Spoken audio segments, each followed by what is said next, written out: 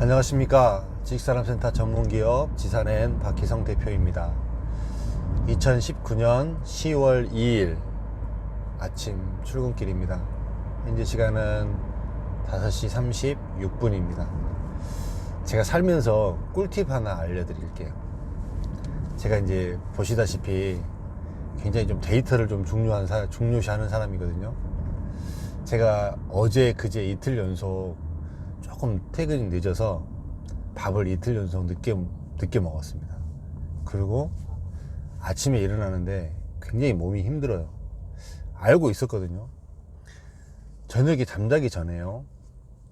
그러니까 6시 이전에 밥을 먹고 밥을 완전히 다 소화를 시키고 9시, 10시, 11시 이때 굉장히 조금 허전하다 싶을 때 그런 상태로 잠을 자고 아침에 일어나면 일어날 때 조금도 이렇게 피곤함이 없고 그 망설임이 없이 일어납니다. 근데 저녁에 9시, 10시 이때쯤에 밥을 먹고 자잖아요. 음식물이 소화되지 않은 상태에서 잠을 자면 아침에 일어날 때 눈을 떠질 때 완전히 틀립니다.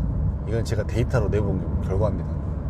절대로 이제 대부분의 사람들이 그 유혹을 못 참아서 밥을 먹고 자는데 안 먹고 자는 게 굉장히 아침에 일어나는데 좋습니다. 몸에도 좋습니다. 요거 이제 꿀팁 하나 알려드리고 오늘 영상 시작할게요. 오늘은요, 지식산업센터가 지금 계속 이제 분양가가 고공행진을 하잖아요.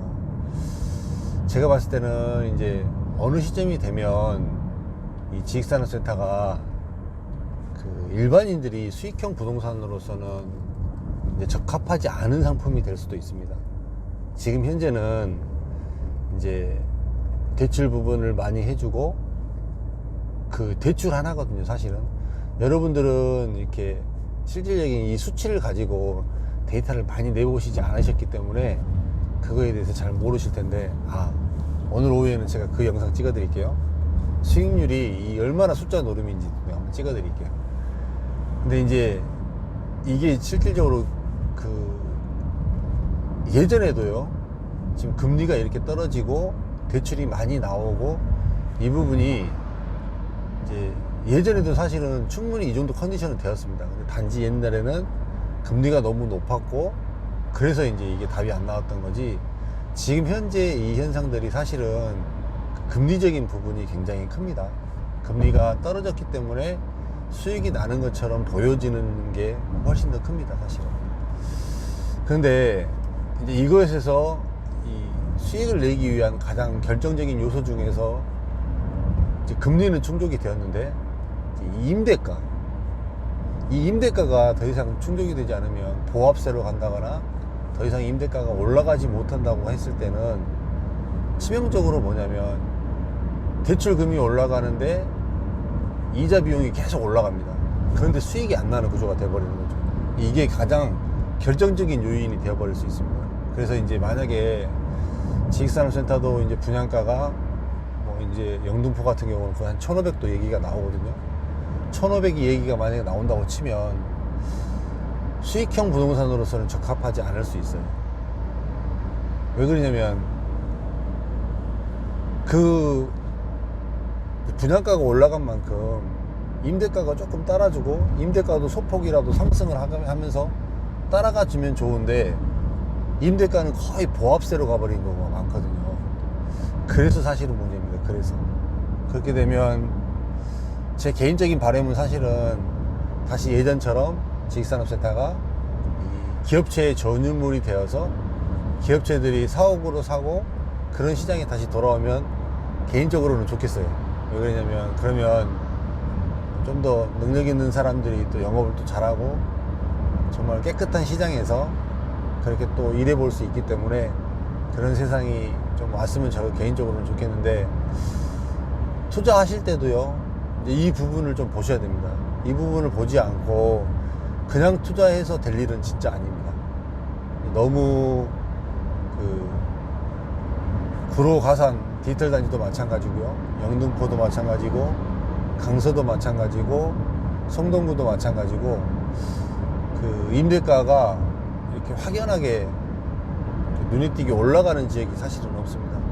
왜 그러냐면 지식산업센터가 기속적으로 이렇게 지어지고 있고, 또 수도권 외곽 쪽으로 많이 지어지고 있고, 또 그런 쪽에서도 금액이 서울보다는 싸니까 또 많이 공실도 생겨나고 있고, 그 다음에 이렇게 집중적으로 공급이 되다 보니까 당연히 임대가가 하락할 수밖에 없습니다.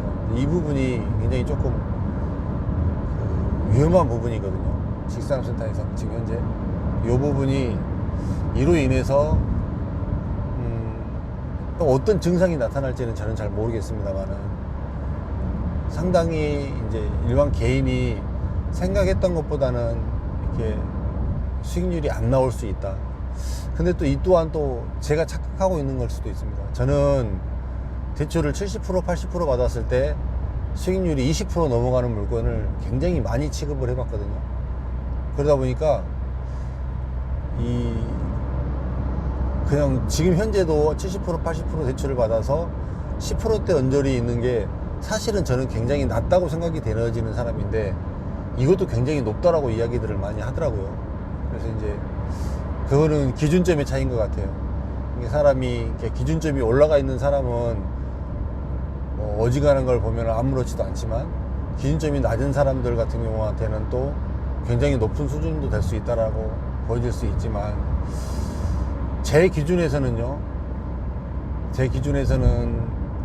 저는 이제 이런 시장에서도 수익률이 잘 나오고 좋은 물건을 여러분들에게 사실은 이야기를 하고 싶은 거거든요.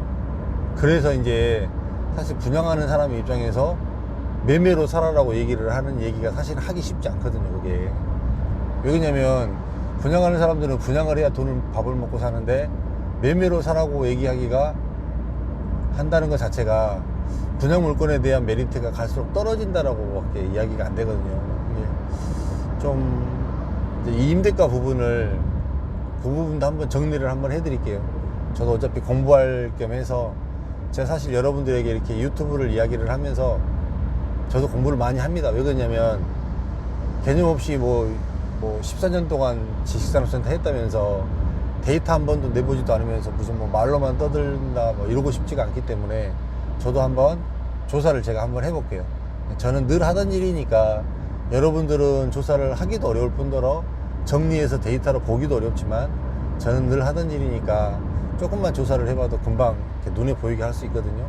제가 이제 임대가 부분도 한번 정리를 해드리고, 그 다음에 이 수익률 부분에서 그 월세하고 그 다음에 금리가 차지하는 이 숫자 노림에 대해서도 한번 실시간으로 한번 보여드릴 테니까요.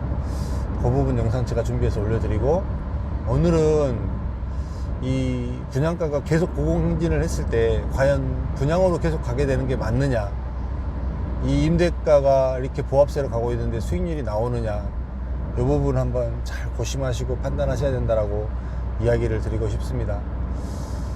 이제는 뭐 거의 6시가 다 되어가도 거의 날이 새지 않습니다. 또 오늘도 화이팅 하는 날이 되시고, 10월달이 하나씩 가고 있으니까요. 힘내시고, 또 저도 힘내고요. 다들 이 한 해를, 이 마지막을 보람차게 보낼 수 있도록 했으면 좋겠습니다. 감사합니다.